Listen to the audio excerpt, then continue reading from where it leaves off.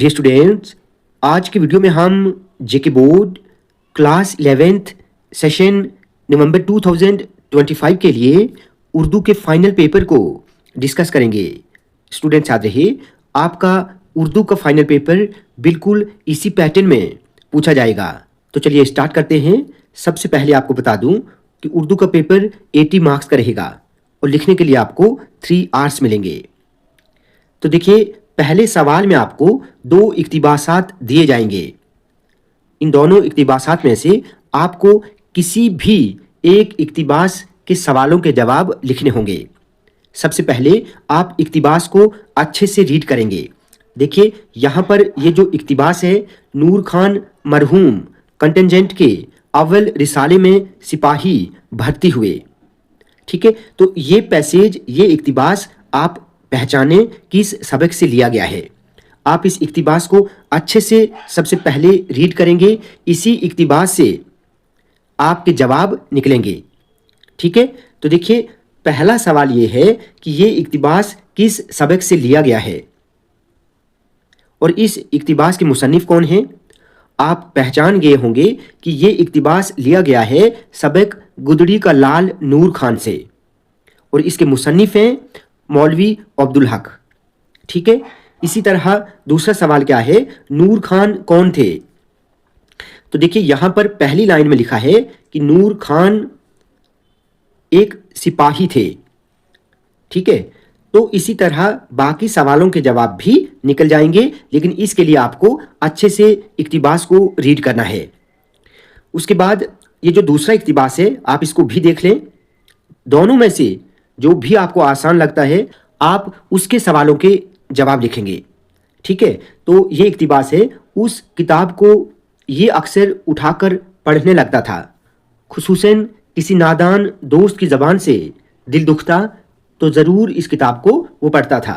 तो आप इस इक्तिबास को भी अच्छे से रीड करें और पहचानें ये इक्तिबास किस सबक से लिया गया है। होपफुली आप जान गए होंगे कि ये इक्तिबास लिया गया है सबक आखिरी कदम से और इस सबक के मुसन्निफ हैं डॉक्टर जाकिर हुसैन। ठीक है, तो ये कुछ सवालात हैं। उसका इरादा क्या था, किताब को देखकर वो क्या करता था, नेक आदमी किताब को अक्सर कब पढ़ता था।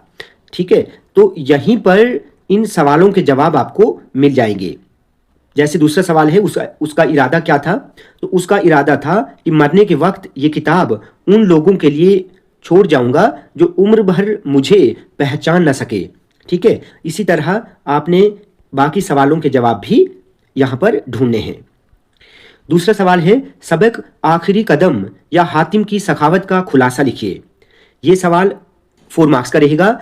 आपने दोनों में से किसी एक का खुलासा लिखना है। तीसरे नंबर पर है, दर्ज झैल सवालात में से 2 सवालों के जवाब तहरीर कीजिए।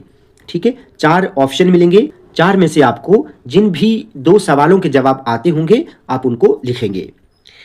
ठीक है, उसके बाद मौलवी अब्दुल हक की हालात ज़िंदगी या मीर अमन की अदबी खिदमात तहरीर कीजिए। ठीक है, या तो आपको मौलवी अब्दुल हक की हालत ज़िंदगी लिखनी है या मीर अमन की अदबी खिदमात, या फिर आपको अफसाना या दास्तान की तारीफ पर नोट लिखना है। ठीक है, तो आपके पास यहाँ पर बहुत चॉइस है। उसके बाद दर्ज झैल गज़ल के 4 अशार में से 2 की तशरीह बा हवाला शायर करें। तो इस क्वेश्चन में आपको गज़लों से 4 अशार दिए जाएंगे। 4 में से आपको कोई भी 2 अशार की तशरीह करनी होगी। तमन्नाओं में उलझाया गया हूँ, खिलौने देकर बहलाया गया हूँ, ये शेर शाद अजीमाबादी का है। ठीक है, क्या हमें काम इन गुलों से ऐ सबा, एक दम आए इधर उधर चले, ये शेर मीर दर्द का है। आरसी देख कर न हो मगरूर, खुद नुमाई न कर खुदा सुंदर, ये वली दखनी का है। सिमिलरली चौथा शेर जिगर मुरादाबादी का है। ठीक है, या तो आपको यहाँ पर भी आपको बहुत चॉइस है, या तो आप इन अशार की तशरीह करें या फिर नीचे 2 बंद दिए जाएंगे, दोनों में से आपको किसी भी एक बंद की तशरीह करनी होगी। तो ये बंद जो यहाँ पर दिया गया है, ये बंद है नज़्म बंजारा नामा से और इसके शायर हैं नज़ीर अकबराबादी। ठीक है, या तो आप इसकी तशरीह करेंगे या फिर एक और बंद नीचे दिया गया है, ये बंद भी नज़्म का है और ये बंद खाके हिंद से लिया गया है और इसके शायर हैं ब्रिज नारायण चकपस्त। ठीक है, तो यहाँ पर भी आपको बहुत चॉइस मिलने वाली है। उसके बाद छठे सवाल में दर्ज झैल शौरा में से किसी एक की हालात ज़िंदगी या अदबी खिदमात पेश कीजिए। ठीक है, यहाँ पर भी आपको चॉइस है, या तो आप हालात ज़िंदगी लिखेंगे या फिर अदबी खिदमात। अल्लामा इकबाल, चकबस्त और ख्वाजा मीर दर्द। ठीक है, जो भी आपको आता होगा आप अच्छे से तैयार करें। इससे पहले मैंने एक उर्दू की स्ट्रेटजी पर वीडियो अपलोड की हुई है, उसमें मैंने आपको सब कुछ अच्छे से समझाया है कि आप कैसे आसानी के साथ 100% मार्क्स ले सकते हैं, कौन कौन से टॉपिक्स आप छोड़ सकते हैं और किस किस टॉपिक को आपने अच्छे से तैयार करना है। सातवें सवाल में एक बात आपको बता दूं, ये जो नोट है या फिर हालात ज़िंदगी, ये 4 मार्क्स की पूछी जाएगी। इसके लिए आपने सिर्फ 50 to 60 अल्फाज पर नोट तैयार करना है।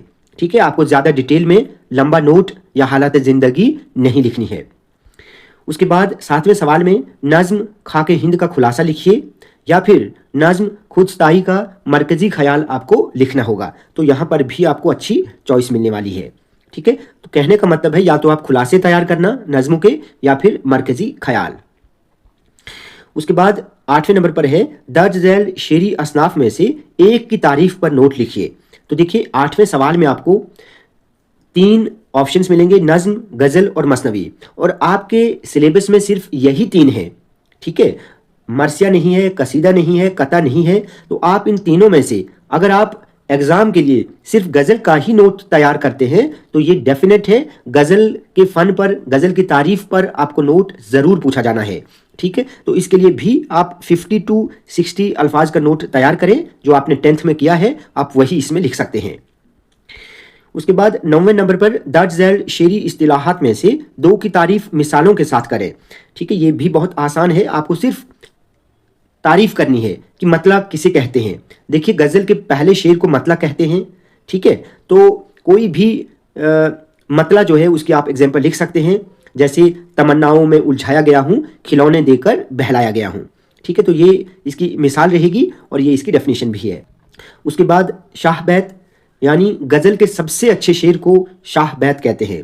तजाद क्या होता है? जब कोई शायर शेर में ऐसे अल्फाज का इस्तेमाल करता है जो आपस में मुतजाद हों, यानी आपस में ज़िद हों, एक दूसरे के अपोजिट हों, तो उसे तजाद कहते हैं।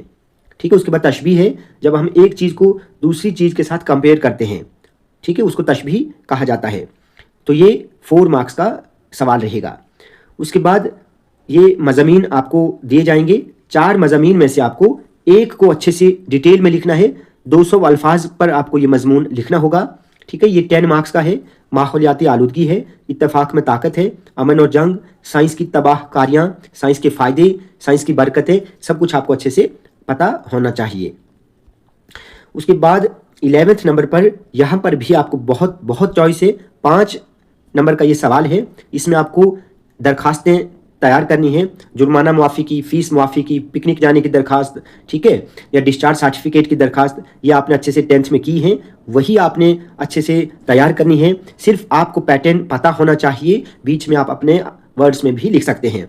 या खुतूत जो मैंने आपको बताए थे, ये यहाँ पर टाइपिंग मिस्टेक है, ये बढ़िए है। ठीक है, अपने बड़े भाई की शादी पर दोस्त के नाम दावत का खत, या आपके मोहल्ले में सफाई अच्छे तरीके से नहीं होती है तो आप डिस्ट्रिक्ट ऑफिसर के नाम दरखास्त लिखिए। तो देखिए बहुत चॉइस है, आप आसानी के साथ ये मार्क्स हासिल कर सकते हैं।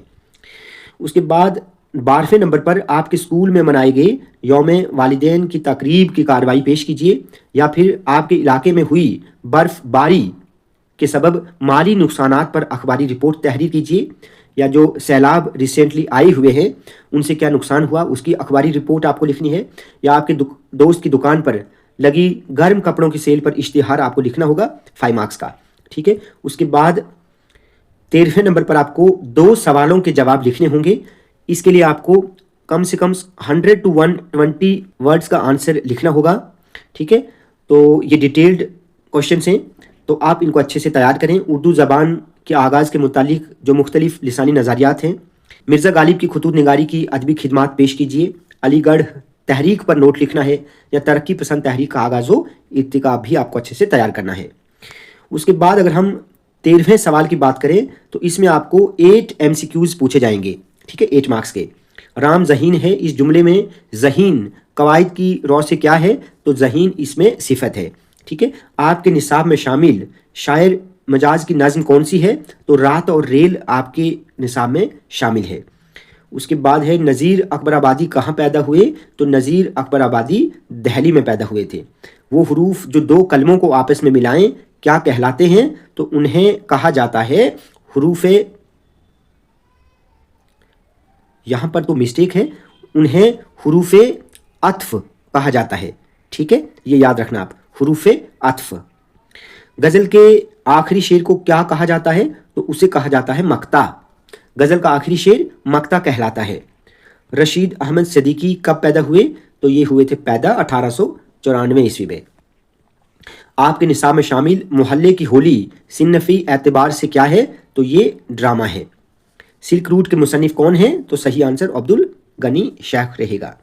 तो ये आपका उर्दू का पेपर था, बिल्कुल इसी पैटर्न में आपको उर्दू का पेपर एग्जाम में देखने को मिलेगा। स्टूडेंट्स, आज की वीडियो आपको अच्छी लगी हो तो आप प्लीज़ इस वीडियो को ज़्यादा से ज़्यादा लाइक और शेयर करें और चैनल को सब्सक्राइब करना ना भूलें।